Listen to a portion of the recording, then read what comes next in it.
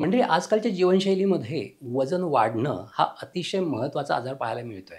अमेरिकेमध्ये, इंग्लंडमध्ये बऱ्याचपैकी व्यायाम केला जातो त्यामुळे ते अगदी तंदुरुस्त असतात. पण भारतामध्ये जास्तीत जास्त डायबिटीजचं प्रमाण आणि जास्तीत जास्त लठ्ठपणाचं प्रमाण हे वाढत चाललेलं आहे. याचं कारण म्हणजे आपण जास्तीत जास्त वेस्टर्न लाईफस्टाईल अडॉप्ट करत चाललेलो आहोत. आपण फास्ट फूड खातोय, आपण जंक फूड खातोय, आपण बाहेरचं अन्न जास्त खातोय, आपण तेलकट जास्त खातोय, आपण मसालेदार जास्त खातोय आणि आपल्या जिभेला एक चमचमीत चव हवी असते, चटचटीत चव हवी असते आणि त्याच्यामुळे आपण ह्या गोष्टी खातो. चायनीज पण आहे, पंजाबी आहे. पंजाबीमध्ये जास्तीत जास्त स्पायसी फूड असतं, तेलकट फूड जास्त असतं, छोले भटुरे आहेत. अशी एक ना अनेक अन्नाचे प्रकार आपल्या भारतीय आहार पद्धतीमध्ये आपल्याला पाहायला मिळतात. त्यामुळे त्याचा वाईट परिणाम असा होतो, की आपल्या शरीरामध्ये कॅलरीज गेन जास्त होतं आणि कॅलरीज बर्न कमी होतात. आयुर्वेदामध्ये याच गोष्टी नको म्हणून सांगितलेल्या आहेत. जर या गोष्टी तुम्ही खाल्ल्या, तर तुमच्या शरीरावर त्याचा वाईट परिणाम व्हायला लागतो. मेदाग्नी मंद व्हायला लागतो आणि मेदाग्नी मंद झाला, की चांगला मेद तयार होत नाही आणि तुम्ही लठ्ठ व्हायला लागता. यासाठी या गोष्टी टाळायला हव्यात. त्यामुळे जाडी कमी होण्यासाठी आपण आहाराचा अजिबात विचार करत नाही, हे सिद्ध होतंय. त्याच्यानंतर व्यायाम. आपण रात्री जागत असतो. अगदी काही-काही जण तर 1-2 वाजेपर्यंत जागत असतात. त्याची कारणं बरीच असतात, की आम्हाला एक्झाम आहे आमची किंवा आम्हाला काम असतं खूप किंवा आम्ही फिरायला गेलेलो असतो किंवा कुठेतरी अगदी पार्टी चालू असते. याच्यामुळे आपण रात्री उशिरा पण झोपत असतो आणि त्यामुळे आपण सकाळी उशिरा उठतो. त्यामुळे व्यायाम होत नाही. त्याच्यामुळे आहार आणि व्यायाम ह्या गोष्टी कमी होतात इथे. निद्रा व्यवस्थित होत नाही आणि त्याचा परिणाम असा होतो, की जाडी वाढायला लागते. आयुर्वेदामध्ये 3 अशा गोष्टी सांगितलेल्या आहेत, की ज्याच्यामुळे तुमचं वजन कमी होऊ शकतं. पहिली गोष्ट म्हणजे आहार, नंतर व्यायाम आणि औषध. हा त्रिकोण मी नेहमी म्हणत असतो, की ह्या 3 गोष्टी जर व्यवस्थित आपण फॉलो केल्या, तर आपलं वजन व्यवस्थित कमी व्हायला लागतं. आहाराचं विचाराल तर सकाळी व्यवस्थित जेवण हे अतिशय महत्त्वाचं आहे. त्याच्यामध्ये गोड पदार्थ किंवा आंबट पदार्थ किंवा खारट पदार्थ या 3 चवीचे पदार्थ कमीत कमी घ्यायला हवेत. बेकरीचे आयटम्स कमी घ्यायला हवेत, मैद्याचे पदार्थ कमी घ्यायला हवेत, नंतर गव्हाचे पदार्थ कमी घ्यायला हवेत. त्याच्याऐवजी ज्वारी आहे, बाजरी आहे आणि नाचणी आहे. त्याचे पदार्थ घेतले तर त्याचा चांगला फायदा व्हायला लागतो. डाळीमध्ये म्हणाल तर तुम्ही मुगाची डाळ घेऊ शकता, मसुराची डाळ घेऊ शकता. बाकीच्या डाळी शक्यतो कमीत कमी घेतलेल्या बऱ्या. नंतर वेलीवरच्या भाज्या आहेत. मी नेहमी बोलतो, की वेलीवरच्या भाज्या, वेली कशा हलक्या असतात आणि त्याच्यावरच्या भाज्या, येणाऱ्या भाज्या पण हलक्या असतात. त्यामुळे तुमच्या शरीरामध्ये हलकेपणा आणण्याचं काम ह्या वेलीवरच्या भाज्या करतात. दोडका आहे, दुधी भोपळा आहे, नंतर मोठा भोपळा आहे, लाल भोपळा ज्याला आपण म्हणतो किंवा कोहळा आहे. ह्या सगळ्या गोष्टी काकडी आहे. या सगळ्या वेलीवरच्या भाज्या जेवढ्या म्हणून आहेत, तेवढ्या तुम्ही जर आहारामध्ये ठेवल्या, तर वजन कमी व्हायला त्याची फार छान मदत होते. याशिवाय आणखी काही गोष्टी डाळी आहेत. मुगाची डाळ आपण बोललो, कारण मूग हे श्रेष्ठ असं कडधान्य म्हणून आयुर्वेदामध्ये सांगितलेलं आहे. ते तुम्ही घेऊ शकता. ज्वारीची भाकरी, नाचणी आणि बाजरी या गोष्टी घेऊ शकता. याच्यामध्ये ग्लुटेन कमी असतं.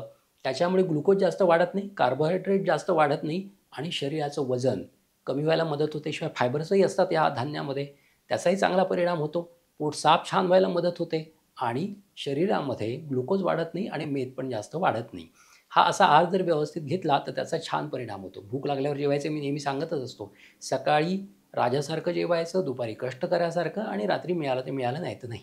अशा पद्धतीने जर आहार ठेवला तर त्याचा जास्त चांगला परिणाम होतो. हे कधी लक्षात ठेवा, की वजन कमी करायचं म्हणजे उपाशी राहायचं असं अजिबात नाही आहे. जेवायचं, पण कसं जेवायचं, कोणतं जेवायचं हे महत्त्वाचं असतं. कधी जेवायचं हे महत्त्वाचं असतं. या गोष्टी पाळल्या तरच वजन कमी होतं. उपाशी राहिल्याने फक्त तुमच्या ॲडिपोज टिश्यू किंवा मेदाच्या पेशी या श्रिंक होतात. त्यातलं पाणी निघून जातं आणि नंतर तुम्ही परत आहार घ्यायला लागला, की त्या परत स्वॉलोन होतात आणि तुमचं वजन जसंच्या तसं होतं.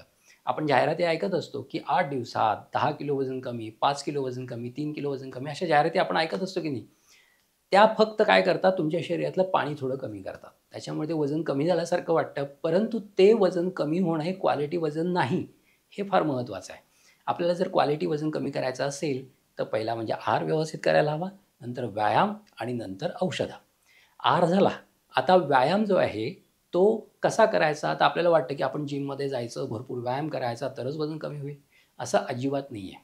तुम्ही सकाळी जवळ-जवळ 1 ते दीड तास भराभर चालण्याचा व्यायाम केला, तरी त्याचा चांगला परिणाम आपल्याला मिळू शकतो. सूर्यनमस्कार घातले, साधारण 25 ते 30 सूर्यनमस्कार घातले, तर तुमच्या शरीरामधल्या कॅलरीज जळू शकतात आणि आसनं तर आहेत. तुम्हाला हवी ती आसनं तुम्ही करू शकता. जेणेकरून शरीरावर ताण येईल, शरीराच्या मसल्स कॉन्ट्रॅक्ट रिलॅक्स होतील आणि त्याच्यामुळे शरीरातल्या कॅलरीज जळायला मदत होईल आणि कॅलरीज एकदा जळायला लागल्या, की त्याचा चांगला परिणाम आपल्याला पाहायला मिळतो. आता एवढ्यातच मी आमसुलाचा व्हिडिओ टाकला होता. तर आमसूल कसं घ्यायचं? तर आमसूल वाळवून त्याची पावडर करून घ्यायची असं मी सांगितलं होतं. परंतु काही जणांनी प्रश्न विचारला होता, की आमसुलाचं आगळ चालेल का? नक्कीच चालेल आगळ. त्याच्यात जिरं घालू शकता. त्याच्यात संवर्जन नावाचं मीठ मिळतं. ते घालून तुम्ही घेऊ शकता, की जेणेकरून त्याची चव सुंदर होईल आणि ते घेतल्याने त्याचा फायदाही तुमच्या शरीराला चांगला होईल. या अशा सगळ्या गोष्टी केल्या तर त्याचा नक्कीच चांगला फायदा होतो. आता औषधाचं सांगतो. आयुर्वेदामध्ये औषधं बऱ्याच प्रमाणात सांगितलेली आहेत. परंतु ती औषधं कोणती वापरायची हे महत्त्वाचं आहे. साधारण तुम्ही तुमच्या लेव्हलला कोणती औषधं वापरू शकता ते सांगतो. पहिलं औषध म्हणजे त्रिफळा. हे अतिशय महत्त्वाचं औषध आहे बघा. हे औषध तुमच्या जिभेपासून संडासच्या ठिकाणापर्यंत आणि संपूर्ण शरीरामध्ये काम करणारं असं एकमेव औषध आहे, जे औषध शोधूनही सापडणार नाही. त्रिफळा हे तुमच्या तोंडाला चव छान आणतं. तुमच्या पोटामधला आम किंवा घाण पचवण्याचं काम त्रिफळा उत्तम करतो.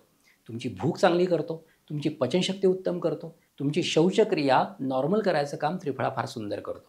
आणि याशिवाय हा त्रिफळा शरीरात गेल्यानंतर मेदावर पण उत्तम काम करतो. मेद कमी करायचं फार छान काम त्रिफळा करतो.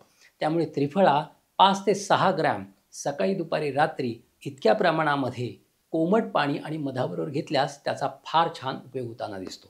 दुसरं महत्त्वाचं औषध जे मेदावर चालतं ते म्हणजे मेथ्या. मेथ्या या चवीला कडू असतात आणि मेध हा मधुर म्हणून सांगितलेला आहे. त्यामुळे कडू विरुद्ध मधुर, त्यामुळे कडू गोष्टी घेतल्या तर तुमचं वजन कमी होणार आहे. तुमचं मेटाबॉलिझम चांगलं होणार आहे. तुमच्या लिव्हरचं कार्य चांगलं होणार आहे. त्यामुळे मेथ्याचं चूर्ण 5 ते 6 ग्रॅम त्रिफळाच्या चूर्णाप्रमाणेच घेतलं सकाळी, दुपारी, रात्री 5 ते 6 ग्रॅम मध आणि कोमट पाण्यावर त्याचा उत्तम परिणाम आपल्याला पाहायला मिळतो. ज्यांचं वजन जास्त आहे त्यांच्यामध्ये आणखी एक प्रॉब्लेम आढळतो, की त्यांना भूक प्रचंड लागत असते आणि भूक लागली नाही तर त्रास पण होतो. अगदी तळमळायला होतं. मग अशा वेळेस भूक पण भागली पाहिजे आणि शरीराचं पोषण पण नाही झालं पाहिजे. मग त्यासाठी महत्त्वाचं औषध म्हणजे मध आणि पाणी. 1 ग्लास कोमट पाणी घ्यायचं, त्याच्यात 3 चमचे मधाचे घालायचे. मध हा जुना असला तर अतिउत्तम. आणि हे मध पाणी जेव्हा भूक लागेल इतर वेळेला, तेव्हा घेतल्यास शरीराचं पोषणही होत नाही आणि मेद झडायला फार छान उपयोग होतो. आहार, निद्रा, औषध या 3 गोष्टी करून पहा. त्याचा खूप सुंदर परिणाम मेदावर होताना दिसतो. ह्या गोष्टी कंटिन्यूअस करत राहिलं तर वजन उत्तमरित्या कमी होताना दिसतं. करून पहा आणि अनुभव घ्या आणि नक्कीच कमेंट बॉक्समध्ये सांगायलाही विसरू नका. आता इथेच थांबूयात. पुन्हा भेटूयात एक नवीन विषय घेऊन. तोपर्यंत स्वस्थ राहा, मस्त राहा. धन्यवाद.